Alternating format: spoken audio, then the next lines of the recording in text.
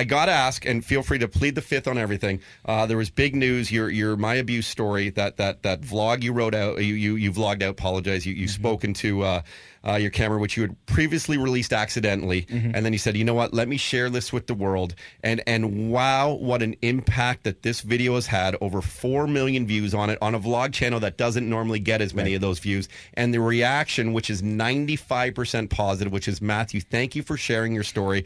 Thank you for showing us there could be another side of a domestic abuse, which could actually be a woman versus a man, where the sort of the roles would be reversed on what most would think. How are you doing? First off, how are you doing? I honestly, I'm good, brother. Like that was a part of my life that I kept secret for a long time.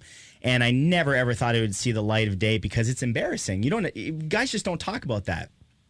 And it was actually a little bit hypocritical of me looking back at it, because in the video I say you need to speak out, but here I am holding on to the video for 4 months, so it was a little hypocritical. But it was a blessing that it did end up coming out, because I have received, I never expected this to happen. Like, I got literally over 50 emails from individual cases from men and women saying this video has helped me. I'm going to get out of the relationship I'm in, or I've already gotten out of it, but I never got help for it, and I've been sitting on this, and I didn't even tell my family it happened. So it has helped a tremendous amount of people, and I lost count at the number of tweets, Facebook messages I got. It was such a positive response, and I'm just really glad that I was able to do good and potentially, save somebody's life, because each situation or differs. Somebody's penis. There's that Bobbitt scenario a few years ago, exactly, where that John Wayne Bobbitt, he got his penis cut off. Yeah, so, I remember that. You could have saved some guy's penis. Hey man, and if you're out there, you're welcome, Dick. But I'm just gonna guess his name's Richard. But it's an interesting thing, because the more this is exactly what I want. Yeah. I like the fact that we're able to kind of bring light about it, and it shouldn't be the type of thing where hush hush, you don't talk about it, it brings the mood in the room down. That doesn't need to be the case. Let's talk about it. We're all human, shit happens, and you know what, if something like that does happen, you got to be able to talk to somebody about it. To me, it's up there with mental health. We're just starting to crack the mental health stigma. Bell is big on that, the let's talk thing, and that's making great strides. And I very much believe that is up there with abuse, except that nobody really talks about that. We talk about it from the female perspective, but it happens just as much from the male perspective. It's just that there's less reported cases. And I saw a video online that said that a man is struck by his female partner every 14.7 seconds. That's an incredible statistic. Yeah. And people wouldn't think that, but it happens. It's just that it's never reported because guys think they need to be tough and, it's not a big deal. But it's an interesting sort of evolution of this whole world where we're recognizing all problems. And I think that's something that's really important for people like yourself who do have media, do have a medium which is powerful and a big reach. And why wouldn't you want to share your stories to help those people? And we have to give kudos to you. It's not embarrassing.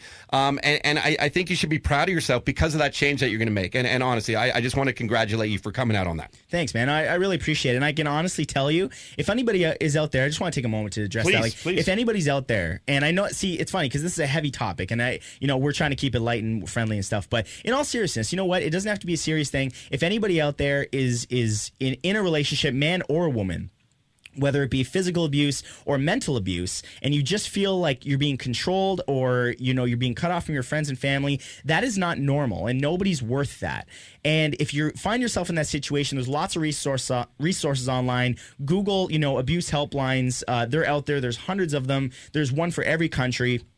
And get out of it as soon as possible. And I promise you, as somebody that has gotten out of a more emotional and abusive relationship than physical, even though it was both, I can tell you that since I've come out with my story, I have been exponentially happier. I feel like there was a cap on my life that was constantly pushing down on everything, because it was just that little dark part of my being that is now gone. And you saw me last night. I was incredibly happy. I've been more creative than I've ever been. And yes, it was scary, and people look at it as a risk, but you need to understand not talking about it is the risk, because you never know what it's going to turn into. A slap could turn into a punch. A punch could turn into them killing you. So that's just my PSA for the day, is don't be afraid to talk about it. Again, you're so open about it, and that is it's so awesome that you're like that. Was it tough seeing some of the comments saying, Matt, you're a pussy, Matt? Well, Is that hard on you? No, or, actually, it wasn't at all. It wasn't at all, because the people doing that, I actually felt bad for them, because A, they're obviously part of the problem, but B, I could only imagine that they're just really young kids. You know what I mean? That just don't get it, or they're just some really crotchety old man that's just like, well, a man's supposed to be a man, and men don't show their feelings. I don't get offended when people say things like that, because when somebody offends me or tries to offend me and throw shade at me, I look at who's throwing the shade. I don't look at the comment. I look at where it's coming from. So if I respect the person, then it may hurt. But if it's some dickhead online that's talking shit to me, I don't care. Why do I care what you have to say? 330,000 people click the like button on that video. Like, I think my most liked video has 100,000 likes after 5 years. Wow. That's that says something, that hit people's emotions, and that means that they really agree with the message in that video. So what do I care what some idiot says? It's pretty spectacular. When you meet people who make a difference in this world, sometimes you want to look up to them right away and go, my God, they're the best. And then sometimes you question, what are their motives? What, are they just doing this for fame? Are they just doing this for success? And the more I get to know you, and part of it is you being as genuine and as real as you are even on this program, aside from us hanging out away from it, I learn something more about you every day. And it would be like, it's impossible, it really is, and I'm being very honest, it's impossible not to like the positivity that you bring everywhere you go. You bring up rooms, you're not afraid to talk about your emotions, and through that you start conversations which brings more people together. And I can't imagine having a hater of Matthew Santoro. I can't imagine that. And let's just be quite frank here. It's got to feel good. It's got to feel good to see some videos where ex-person Nicole Arbor is being very hypocritical in many different statements. And at least, you know what, I will say this, and you don't have to comment.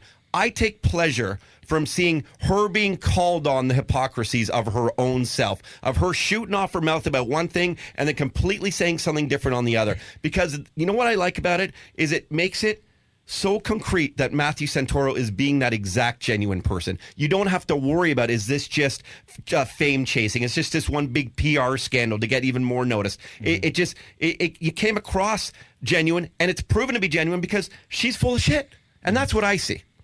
Well, what I will say about that whole thing is, the thing about lying is that in order to make the lies make sense, you have to tell more lies and spin a greater web and a thicker web. You gotta have a good memory.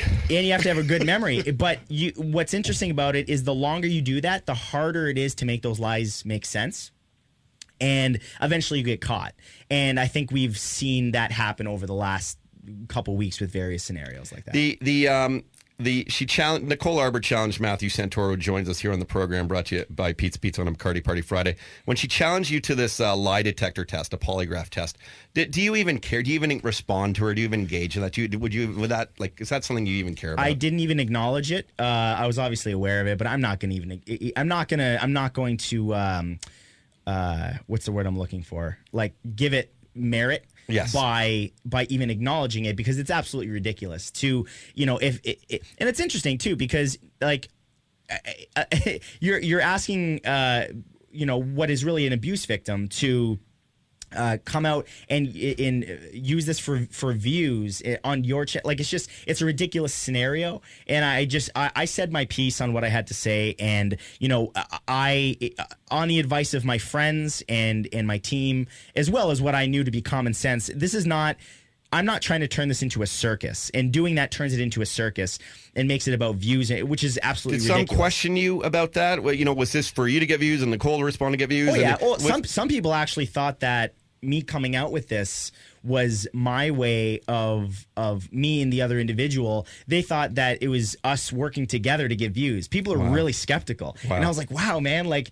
you don't know me that well if you think that's why I would do that. I didn't even want the video up. And you didn't even need the views, let's be honest. Well, no, but at the end of the day, I'm just, and we talked about this, the message of abuse, regardless of who we talk about, is bigger than any one person. Yeah.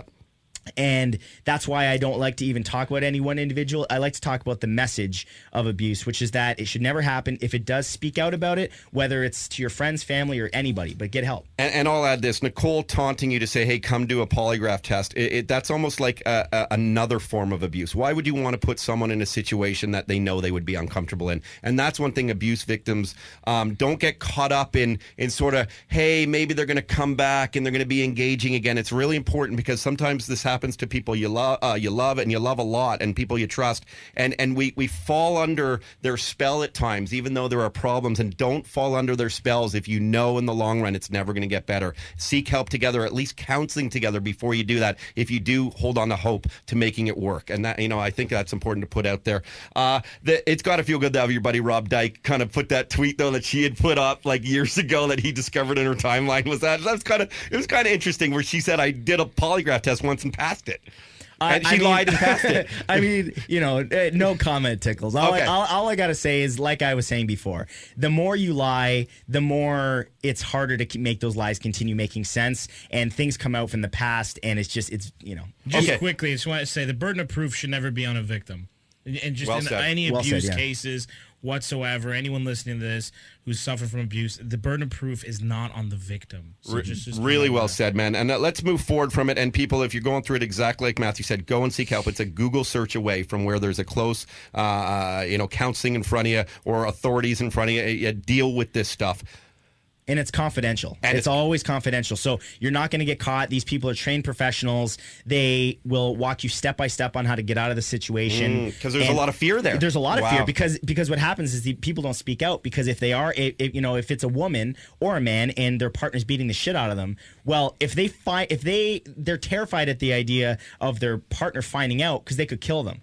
So that's why these people are trained to get you out without the other party finding out.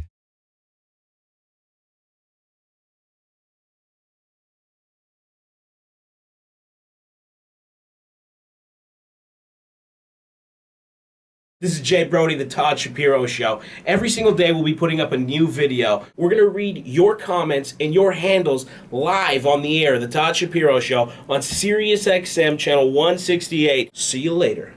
Don't forget to subscribe now to our YouTube channel.